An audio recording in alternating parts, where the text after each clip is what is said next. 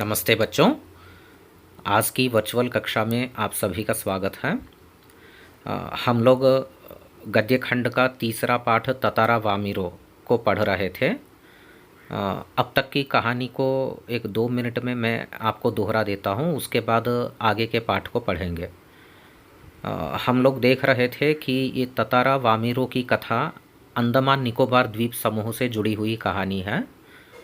ये ततारा और वामिरो ये दोनों नौजवान हैं, युवक और युवती। तो पहले हम लोग ततारा के बारे में देखते हैं कि ततारा एक नेक, भोला, एक अच्छा इंसान है जो परोपकारी है, त्यागी है, बलवान युवक, नौजवान युवक है। तो उसकी कमर में हमेशा एक काठ की बनी तलवार रहती थी जिसमें लोग अद्भुत शक्ति का होना मानते थे। एक दिन की बात है कि ततारा दिन भर के अथक परिश्रम के बाद वह समुद्री तट पर जाकर के बैठा।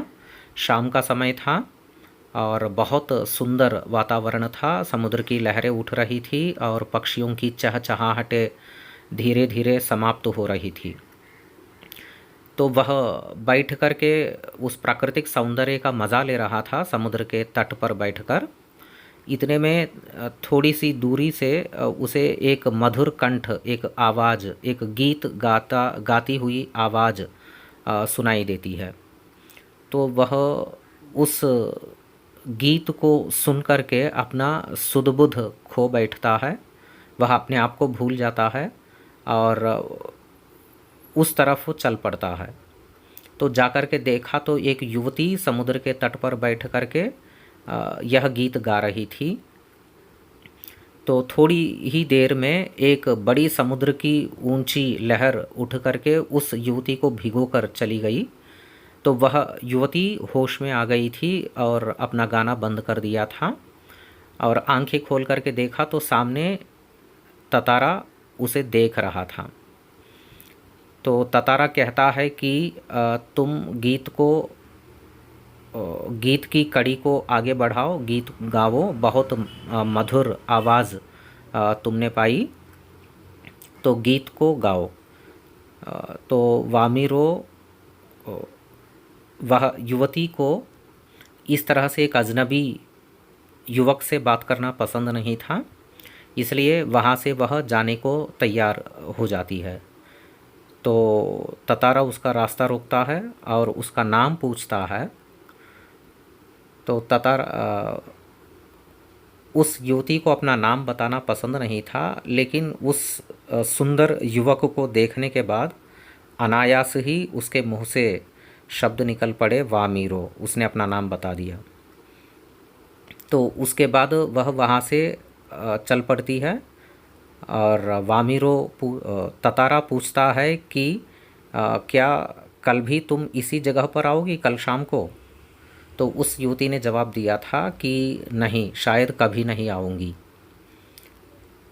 तो ततारा कहता है कि मैं कल शाम को इसी जगह पर तुम्हारी बाट जोहूँगा। बाट जोहना मतलब इंतज़ार करना।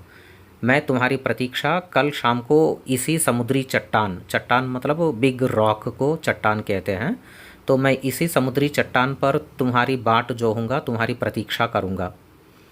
तो वामिरो कहती है कि मैं नहीं आऊँगी, शायद कभी नहीं आऊँगी, ऐसा कहते हुए वहाँ से चली जाती है। तो दोनों के मन में उलझन है। एक दूसरे को पहली बार दोनों ने देखा, उस पहली नज़र में ही उनके दिल में बहुत उलझन सा हो गया था। वामिरो वापस अपने घर गई थी और वह अपने कमरे के दरवाजे को बंद कर दिया था और पलंग पर लेट जाती है। वह चाहती है कि उस युवक को भूल जाए। और यह एक और बात है कि वामिरो समुद्री तट से जब वापस जा रही थी तो ततारा अपना नाम बता देता है। वह कहता है कि मेरा नाम ततारा है। उसका नाम सुनते ही, क्योंकि वामिरो उस नाम को, ततारा का नाम को बहुत बार सुन चुकी थी, लेकिन पहली बार उसने उसे देखा। तो ततारा से संबंधित बहुत सारी कहानियाँ वह सुन चुकी थी, लेकिन पहली बार उसने अपनी आँखों से देखा उसको। तो वह घर जाकर के बिस्तर पर लेट गई। वह ततारा को भूलना चाहती थी मगर वह भूल नहीं पा रही थी। कोशिश तो कर रही थी कि उसके चेहरे को अपनी नज़रों के सामने से हटाएं और अपनी सोच से, अपने मन से निकाले, मगर उससे बन नहीं पा रहा था। तो बहुत उलझन है, बहुत सारी कोमल भावनाओं का संचार होने लगा। उसकी कोशिश के बावजूद भी वह उसे भूल नहीं पा रही थी। और वही स्थिति उधर ततारा की भी थी। ततारा बहुत देर तक वामिरो के जाने के बाद भी उसी समुद्री तट पर बैठा और पहली बार उसके साथ ऐसा हुआ, ऐसा विचलित हुआ था। और वामिरो के साथ भी ऐसा पहली बार हुआ था। और वामिरो ने ततारा के बारे में बहुत कुछ सुना, बहुत सारी कहानियाँ उसकी सुनी थी। उस सुंदर भोला चेहरा और बलशाली उस युवक को वह भूल नहीं पा रही थी। और वह जिस तरह के जीवन साथी के बारे में सोच रही थी, अपने लाइफ पार्टनर के बारे में, तो ततारा में वो सारे गुण, वो सारे लक्षण उसको दिखाई देने लगे। तो इस प्रकार एक उलझन भरा वह दिन, वह रात बीत गई थी और सवेरा हो गया था। और ततारा को शाम होने की का प्रतीक्षा थी। वह इंतज़ार कर रहा था कि कब शाम होगी और कब मैं वामिरो से मिलूँगा। तो इस प्रकार वह शाम होने से पहले ही जाकर के उस समुद्री चट्टान पर बैठ गया था और ततारा की बाट जोहने लगा। और उसके मन में तरह तरह के संदेह है कि वामिरो अब आएगी नहीं आएगी, अगर वह नहीं आएगी तो क्या होगा। लेकिन वह सोच भी नहीं सकता कि वह वामिरो नहीं आएगी, ऐसा वह सोचने के लिए भी उसका मन तैयार नहीं था। तो इस प्रकार वह समुद्री चट्टान पर बैठ कर के इंतज़ार कर रहा था।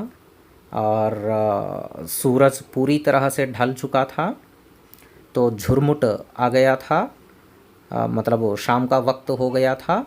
तो थोड़ी दूर पर एक धुंधल सा एक आकृति ततारा को दिखाई देती है। वहाँ नारियल का झुरमुट था, तो झुरमुट के पीछे से एक आकृति ततारा की तरफ आ रही थी, आहिस्ता आहिस्ता। और जैसे जैसे वह आकृति ततारा के समीप आ रही थी, वैसे वैसे उसे साफ हो गया था कि वह कोई और नहीं है, वामिरो है। तो उसकी खुशी का ठिकाना ना रहा वामिरो को आते हुए देख करके। तो और वामिरो के चेहरे पर वह डरावना, बहुत डरी हुई थी। वह इधर उधर नज़र दौड़ा रही थी, मतलब कोशिश यही थी कि कोई भी उसे यहाँ पर आते हुए ना देखे। तो डरते हुए सहमी हुई आ गई और आकर के ततारा के सामने ठिठक जाती है, खड़ी हो जाती है। तो दोनों एक दूसरे को बहुत समय तक ऐसे ही देखते रहे और समय कितना व्यतीत हुआ दोनों को पता नहीं चला। दोनों के बीच में कोई बात नहीं, कोई शब्द नहीं है। दोनों एक दूसरे को निर्निमेष जिसे कहते हैं, निर्निमेष मतलब अपलक, जिसमें पलक बंद नहीं होते हैं, उसको कहते हैं निर्निमेष होकर के दोनों एक दूसरे को बहुत लंबे समय तक ऐसे ही देखते खड़े रहे। उसके बाद थोड़ी देर के बाद वामिरो वहाँ से चली गई। तो इस प्रकार उनका, और एक तरफ तो उन्हें डर था कि ये दोनों अपने अपने गांवों के रीति रिवाजों को तोड़ रहे हैं, क्योंकि वहाँ का नियम कल की कक्षा में हमने देखा। अंडमान निकोबार द्वीप समूह का एक नियम था कि एक गांव के युवक और युवती दूसरे गांव के युवक और युवतियों से बात नहीं कर सकते हैं। तो उस परंपरा को तोड़ना तो नहीं चाहते, लेकिन अपने आप को रोक भी नहीं पा रहे थे। तो रोज़ रोज़ इसी तरह से शाम को आकर के दोनों उसी समुद्री चट्टान पर एक दूसरे से मिल रहे थे। मिलना मतलब वो दोनों एक दूसरे को अपलक होकर के एक टक देखते खड़े रहते हैं, है ना। दोनों के बीच में कोई बात भी नहीं होती है। तो इस प्रकार दिन बीतने लगे, यही चल रहा था। और वामीरो लपाती गाँव की और ततारा पासा गांव का है। तो ये दोनों अलग अलग गांव के हुए हैं, बात कर सकते हैं। दोनों जानते हैं लेकिन अपने आप को रोक नहीं पा रहे थे, मन की भावनाओं को रोक नहीं पा रहे थे। तो रोज़ रोज़ शाम को उसी समुद्री चट्टान पर दोनों आकर के एक दूसरे से मिल रहे थे। और इस मूक प्रेम के बारे में लपाती गांव के युवकों को पता चला था। लपाती गांव वामीरो का गांव है।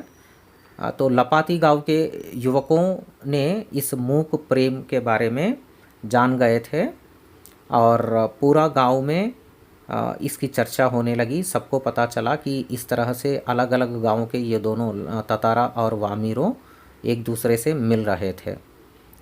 तो छात्रों, आज का पाठ यहीं पर समाप्त करते हैं। तो पाठ का अगला हिस्सा हम अगली कक्षा में पढ़ेंगे। धन्यवाद।